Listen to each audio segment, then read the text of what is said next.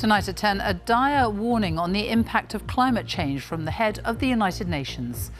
As extreme weather batters the planet, the UN Secretary-General tells the BBC we are approaching a point of no return and climate change must be a priority again. If we are not able to reverse the present trend that is leading to a catastrophe in the world, we will be doomed. It comes ahead of COP27, a major climate conference in Egypt next month, also on the programme. On his first full day as Prime Minister, Rishi Sunak scraps more of Liz Truss's plans and he defends his reappointment of Suella Braverman as Home Secretary. The Home Secretary made an error of judgment, but she recognised that. She raised the matter and she accepted her mistake. He's so weak, he's done a grubby deal, trading national security because he was scared to lose another leadership election. A sharp rise in the number of people crossing the Channel in small boats. More than 38,000 have arrived in the UK this year.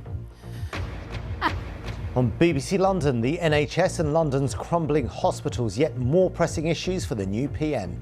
And disposable vapes, we look at the cost of not recycling them.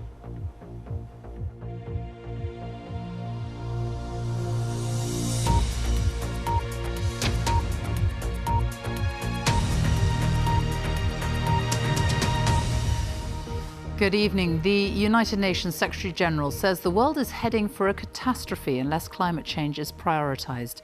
New figures released by the UN show concentrations of the three main greenhouse gases rose to record levels in the atmosphere last year.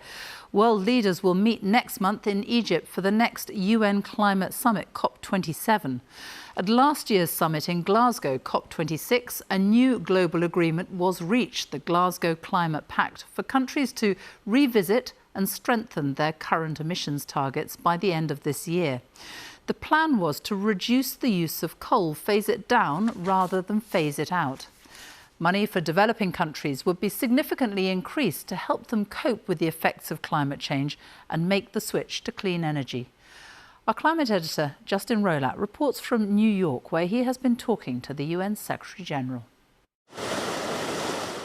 It has been a year of extreme weather, devastating floods in Pakistan, drought in Somalia with millions threatened by famine, and record-breaking heat in the UK and many other countries. It's why the UN chief says climate is the most important issue in his in-tray. Climate change is the crisis of our lifetime, is the defining issue of today's world.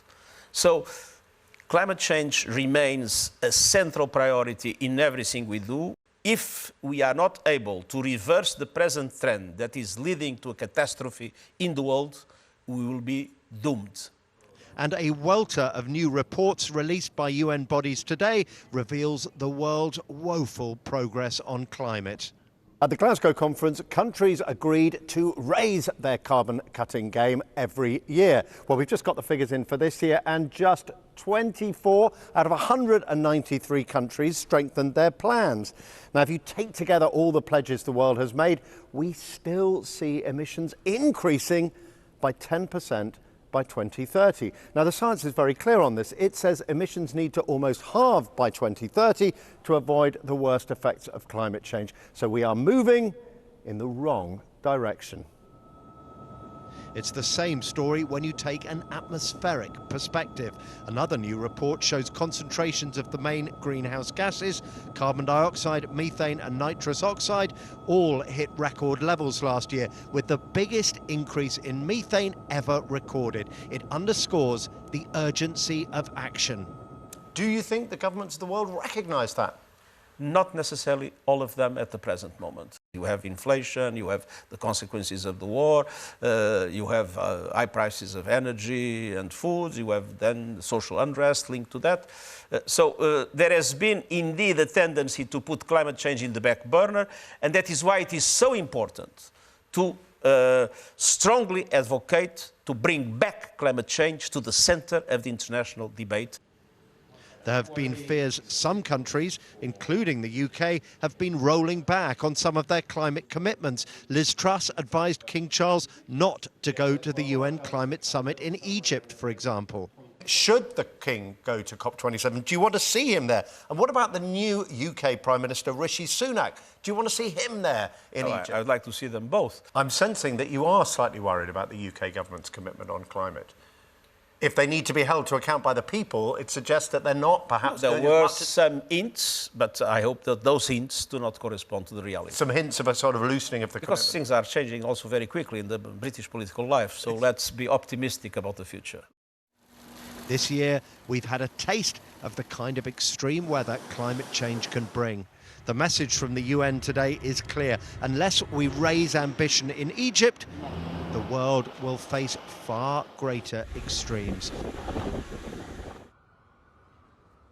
Now, you might think Ukraine, global inflation or the breakdown in relations between America and China were the key geopolitical issues. But the UN chief says relations between the northern and southern hemispheres, between richer and poorer countries, are also at a dangerously low ebb. He said wealthy countries underestimate how angry the developing world is about the impacts of climate change and its failure to deliver cash to help out. He said the key word is trust. He told me unless we re-establish trust, it will not be possible to successfully tackle climate change.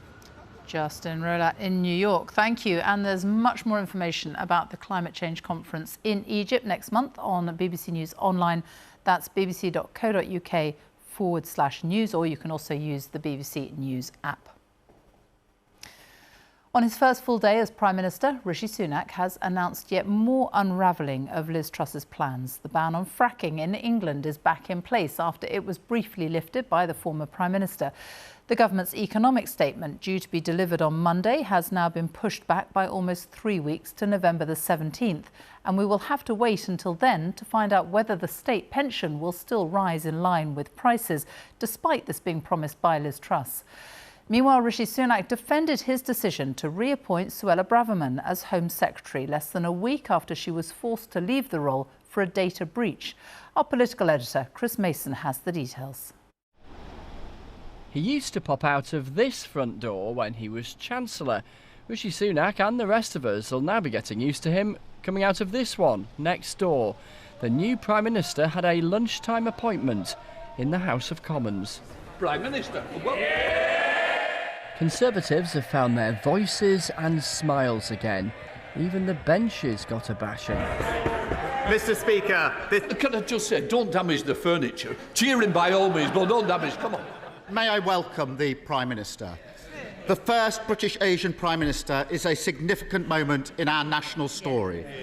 And it's a reminder that for all the challenges we face as a country, Britain is a place where people of all races and all beliefs can fulfil their dreams. But he then immediately questioned one of his first decisions. Was his Home Secretary right to resign last week for a breach of security? Prime Minister! The Home Secretary made an error of judgment, but she recognised that. She raised the matter and she accepted her mistake. And that's why I was delighted to welcome back into a united cabinet that brings experience and stability to the heart of government. This time last week, Suella Braverman was out as Home Secretary, having used her personal email account to send government documents to a Conservative colleague not entitled to see them. So Sir Keir asked, had officials raised concerns about Mrs Braverman getting her old job back? The Prime Minister ducked the question. We can all see what's happened here. He's so weak, he's done a grubby deal, trading national security because he was scared to lose another leadership election. Here was the reinstated Home Secretary turning up alongside her colleagues for the new Cabinet's first meeting this morning. Morning. New faces in new jobs, old faces in old jobs, and some old faces in new jobs. Yesterday, he promised to... Back in the Commons, another of Liz Truss's policies was being junked. So if he is a man of his word, will he start by reversing the green light she gave to fracking? Well, I've already said I stand by the manifesto on that. But Liz Truss liked the idea of fracking in England, drilling into the earth to extract gas, but the Conservative manifesto, their promises at the last election, said no. The biggest political contest to come, though, is about our finances. The Tories have crashed the economy and now somebody has to pay for their mess. I'm the first to admit that mistakes were made, and that's the reason I am standing here. Leadership is not selling fairy tales. It is confronting challenges, and that is the leadership the British people will get from this government. The political landscape has changed. This is the image the government wants to project, with pictures of people on the same side actually getting on. Well, for now at least. The new Levelling Up Secretary, Michael Gove, even suggested today that boring is back. This from a bloke who was sacked in the summer, described as a snake, and then spent the last few weeks lobbing rocks at Liz Truss's government. What was noticeable today was the return of something we have not seen in a long time: normal. Remember that? So the Conservatives and Labour and others scrapping with one another rather than the Tories scrapping with themselves. But the challenges for Rishi Sunak are huge. There's that economic statement. It was meant to be next Monday. It's been pushed back to 3 weeks tomorrow. And big questions. So take state pensions, for instance. Will they rise in line with prices? Possibly, but it's not guaranteed yet. What about all benefits? Will they rise in line with prices? Again, likely, but not yet confirmed. Two of the many big decisions that have to be taken, and taken soon. Chris Mason, thank you. So the government's long-awaited statement on its economic plan is being pushed back to Thursday, the 17th of November. The Chancellor said it was prudent to allow more time to get the most up-to-date economic forecasts. Our business correspondent, Darshini David, is here. Darshini. Sophie, thank you. Yet another change of date means investors may be feeling the first chill of winter before they see that autumn statement. Crucially, can the Chancellor deliver stronger growth, fund tax cuts and get borrowing down? He says it'll be worth the wait. Our number one priority is economic stability and restoring confidence that the United Kingdom is a country that pays its way. And for that reason, the medium-term fiscal plan is extremely important. And I want to confirm that it will demonstrate debt falling over the medium term. Well, the government still faces a black hole, perhaps 30, 40 billion pounds. That's close to what we spent on defence last year. And that's even after the reversal of most of September's tax cuts. There's also been recession warnings. What the Prime Minister admits is a profound economic crisis. Could a further delay to publishing its plans and the watchdog's assessment unleash market turmoil again? Well, maybe not. This is the cost of government borrowing, dictated by those bond markets. After soaring in the wake of the mini-budget, as investors feared those plans were too risky, those rates have fallen once again, as tax U-turns have underlined that this is not just a new Chancellor, but a new strategy. And it's this which may allow the government to unveil a brighter financial picture by delaying. If these rates are sustained, official projections could say that the government's bill for debt interest may be up to £10 billion lower than it might be deemed now, when forecasts would reflect the height of the angst over Liz Truss's plans. That could plug some of the spending hole. Those lower bond rates could also spell a reduction in fixed-rate mortgage deals, down from the current average of 6.5%, meaning less of an economic squeeze on hundreds of thousands of households who'll soon have to remortgage. Meanwhile, this delay could have other implications. So there's a little bit more time now and a full autumn statement. That may mean more decisions can be made, and in particular decisions specific to individual departments, how much money, education, health and so on will get. That would have been really hard to do by Monday. Still hard to do in 2 weeks, but at least possible.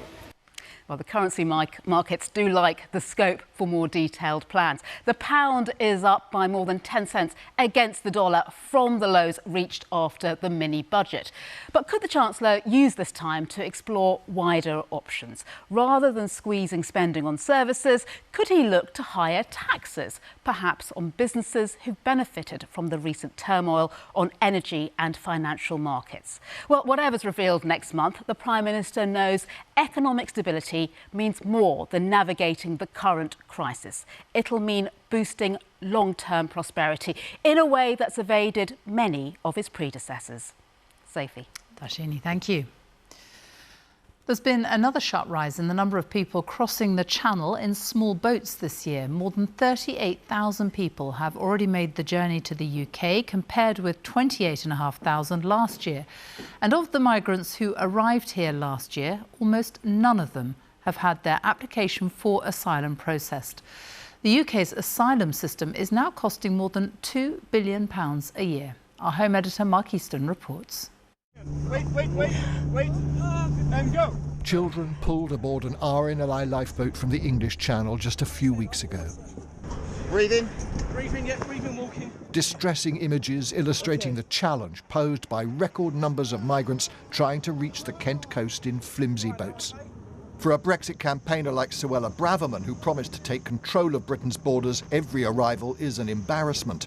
But the situation's also a huge practical challenge for the Home Secretary, because currently her department simply cannot cope. On arrival, migrants are taken here, a short-term holding centre at Manston in Kent. Designed for 1,000, there were 2,800 people at the facility on Monday when the Independent Inspector of Borders paid a visit to the overflow tents hurriedly erected in the grounds. Today, MPs were told conditions at Manston were so dangerous the inspector had been left speechless and had written to warn the Home Secretary. I spoke to an Afghan family who had been in the marquee for 32 days with kit mats on the floor, with blankets, for 32 days, and a Syrian family who'd been there for 2 weeks as well, the mother of who was terribly distressed because she didn't know where they were going. So this is a pretty wretched conditions. Home Office officials say the nationalities of those crossing the Channel is changing, with Albanians now the #1 category. In 2020, just 50 Albanians arrived in small boats. Last year, it was 800. This year already, it's 12,000. And of that number, 10,000 are single men, representing more than 1% of Albania's adult male population arriving in the UK this year. The rise has been exponential. And we think that is in the main due to the fact that Albanian criminal gangs have gained a foothold in the north of France and they've begun facilitating very large numbers of migrants. The Home Office says Albanian crime groups organise travel for people looking to reach the UK. Planes bound for Belgium, they say, are arranged for the express purpose of getting people into small boats. The new Home Secretary, Suella Braverman, wants many more migrants to be prosecuted for illegally arriving in Kent. She's also enthusiastic about the scheme to send asylum seekers to Rwanda and would actually like to see the scheme expanded. And she also wants to prevent the European Court of Human Rights from being able to stop flights. With the Rwanda scheme stalled in the courts and 100,000 people stuck in the asylum system, many migrants are being housed in hotels like this one in Scarborough. The cost? Almost £7 million a day. Hold the line! With government systems gridlocked, the RNLI keeps training crews for rescuing migrants from the Channel. There are no quick fixes to what was described to MPs today as a really dangerous situation. Mark Easton, BBC News. In India, there's been huge pride since Rishi Sunak became the first British Prime Minister of Indian descent. It's raised hopes of improved relations between the two countries and the revival of a delayed free trade deal. However, Mr Sunak's reappointment of Suella Braverman as Home Secretary has also proved controversial in India, where many were offended by her claim earlier this month that Indians in the UK are overstaying their work visas. Our South Asia correspondent Rajini Vaidyanathan reports. In this ever-changing nation, they're reflecting on a milestone. One their ancestors would never have thought was possible. More than 75 years ago, India was ruled by the British. Now, a person of Indian origin is running Britain. At this market in the capital, Delhi, there's been a sense of pride at Rishi Sunak's rise. We are overwhelmed because, UK has been ruling us in the past, so it feels great It's kind of a circle has come complete, you know. Reverse colonization seems to be happening. They've ruled us for such a long time, and now that a brown person, is there at the helm of affairs and he'll be dictating terms to the country, I mean, it does feel good. Rishi Sunak is the UK's new Prime Minister, the first... And that feeling's been reflected in the wall-to-wall TV coverage here in India. Nidhi Razdan's one of the country's best-known anchors at the NDTV network. Her newsroom's covering every twist and turn of the Sunak premiership. UK cabinet reshuffles rarely make the headlines here. I think that honeymoon where the whole India connection and the family connection and the Hindu-ness, that's fine. But now we've got to see, will he walk the talk? He's appointed someone like Suella Braverman back as Home Secretary, which isn't sending a great message, actually, when you look at her stand on immigration and her stand on the free trade agreement with India. Many in this country didn't take kindly to her comments that Indians were the largest group overstaying their visas in the UK.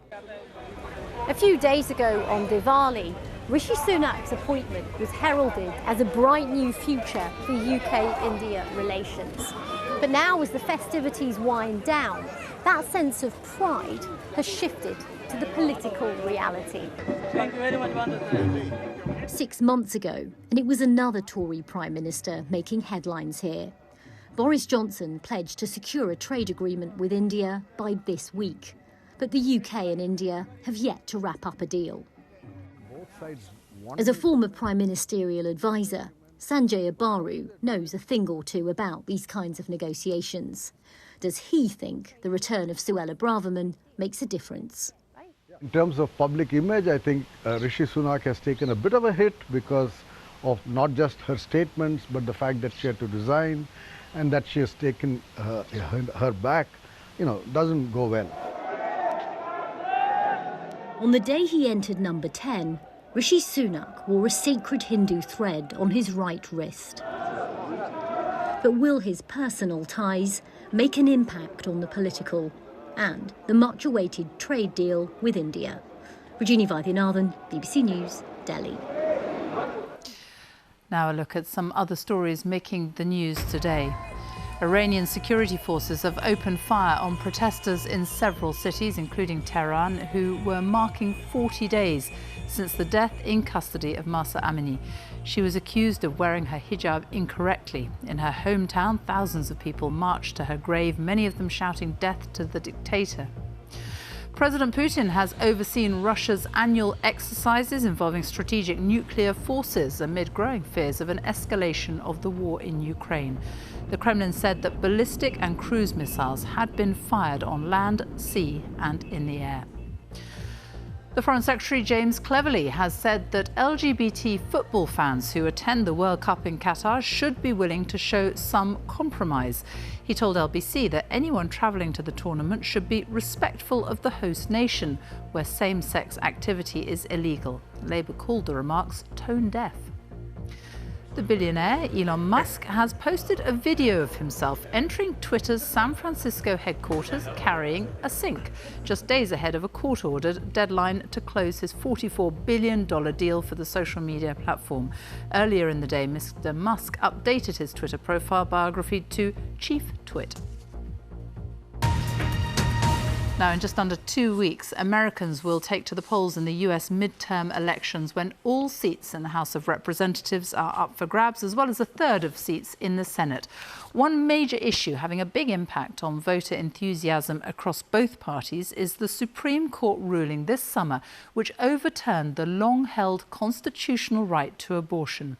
13 states have already severely restricted abortion rights, and these elections will determine the future of legal abortion in several other states. Our North America editor Sarah Smith reports from Michigan. Tim Drager often uses his private plane to fly cancer patients to hospital. Clear prop! Now he's volunteering to transport pregnant women from states which have banned abortion to places where they can terminate a pregnancy. In Michigan, abortion is legal for now. Across the US, 13 states have severely restricted abortion, some with no exceptions for rape or incest. and it's become a major election issue. What does it say about America when people see what's been happening to abortion laws in some states? You know, we're the country that espouses freedom. We say we have freedom of choice for a lot of things. Here, I have to use that same freedom to help women find the freedom that they deserve, that they've had for 50 years.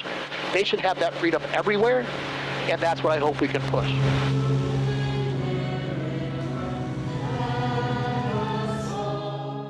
At St Mary's Catholic Church, politics have now made their way into the pews. In the name of the Father, and of the Son, and Here of in the Michigan, Holy there is a Spirit. special proposition on the ballot asking voters if they want to guarantee abortion rights for women. And the priest is organising the opposition. It is one thing to kill a person, but to kill one's own child is another dimension of evil. For anti-abortion advocates as well as pro-choice campaigners, abortion is central to this election campaign. It's really not that difficult to see on at least a grave moral issue like this one, you know, what you need to do and how you should vote. We think the fundamental right is not abortion, but life. The right to access an abortion was overturned by the Supreme Court in June, and now the battle over what the law should be is being fought out state by individual state. Why is it a right to kill your own child? Abortion has to become unthinkable. People have to really realize what it actually is, and I think people that are for abortion don't really understand. We've lost the whole idea of life as sacred. I mean, that's a gift from God. Abortion has always been one of the most divisive issues in America, but this is the first time in almost 50 years that voters can have their say. In states like Michigan, huge numbers of women have been registering to vote, vastly outpacing new male voters. And that's because this year, abortion rights are specifically on the ballot. Thank you for what you're doing. As Democrats organise their campaigns, they're focusing on reproductive rights. Instead of the rising cost of living, they would much rather warn voters about the strict abortion limits many Republicans advocate. To go to a total ban that doesn't have any exceptions for rape or incest, that says if you're having a miscarriage, you know, you have to wait until you're deathly ill to get a procedure. That is not something we're going to allow here because it rolls us so deeply backwards. Lead us not into temptation. Anti-abortion activists have been campaigning for decades, and it's long been an issue Republicans could use to rally their base. But now it could cost them votes. Our body, our choice! The furious backlash to the removal of abortion rights is energising large numbers of voters who are determined to make their voices heard in the polling booths. Sarah Smith, BBC News, Lansing, Michigan. Cricket now, and England have suffered a major blow to their chances of reaching the knockout stages of the men's T20 World Cup after a shock defeat to Ireland. England are one of the tournament favourites, but the collapse of the top batting order and the intervention of rain at the match in Melbourne meant they lost by 5 runs. They now need to beat Australia, New Zealand and Sri Lanka in their remaining games to guarantee progression. Liverpool have secured their place in the last 16 of the Champions League after victory at Ajax, but Rangers are all but out of Europe after defeat at Napoli. Tottenham will have to wait to secure their place in the knockout stages after being held to a draw by Sporting Lisbon. Nesta McGregor reports. In the same group, Rangers knew nothing less than a win in Naples. In a group so tight, all 4 teams could still make the knockout stages. Tottenham's fate was at least in their own hands. A win and they'd be in the last 6. McGregor, BBC News. Time for a look at the weather now. Louise Lear is here, and it's very warm for some today. Yeah, so if you really don't have to look very far at the moment, do you, to see the signs of climate change. These are the temperatures we should be having in late October. Look what we're going to expect tomorrow. Everywhere seeing above average temperatures, and in the southeast we could see temperatures 22 degrees as a high, 72 Fahrenheit. That's more akin to a June day rather than late October. The wind direction is the key factor, coming all the way up from Africa, and it's not just the UK that's experiencing this warmth. Temperatures in Central Europe a good 10 degrees above average as well. Here, high pressure keeping it dry. For us, it's a different story. Yes, it's going to be mild, but at times we've still got some wet and windy weather to come. And in fact, the first signs of that arriving into the southwest during the evening and overnight. We'll see some rain, some of it heavy as it pushes its way steadily north. There'll be a lot of low cloud. There'll be some mist and fog as well. A very mild start for many. Clearer skies further north and east in Scotland. That's where the best of the morning sunshine, but it's not expected to last as that rain continues to drift its way steadily northwards. It will weaken off just a touch and then allow for some sunshine to come through. And so with some lengthy spells of sunshine, we could see temperatures up as high as 21, 22 degrees. That's 72 Fahrenheit. But another very mild day for the time of year. More wet and windy weather to come, however, on Friday. Still the wind direction coming from the south, but gales are likely with that rain. So as it continues to push its way steadily north, and some of that on Friday will be much heavier than Thursday's rain. But behind it, again, brightening up, some sunshine coming through. And once again, those temperatures still really, really mild for the end of October. There you go, Sophie. Louise, thank you. And that's it from us. There's more on today's main stories on Newsnight with Victoria Derbyshire, which is just getting underway on BBC Two. Here, though, on BBC One, it is time to join our teams across the nations and regions for the news where you are. Good night.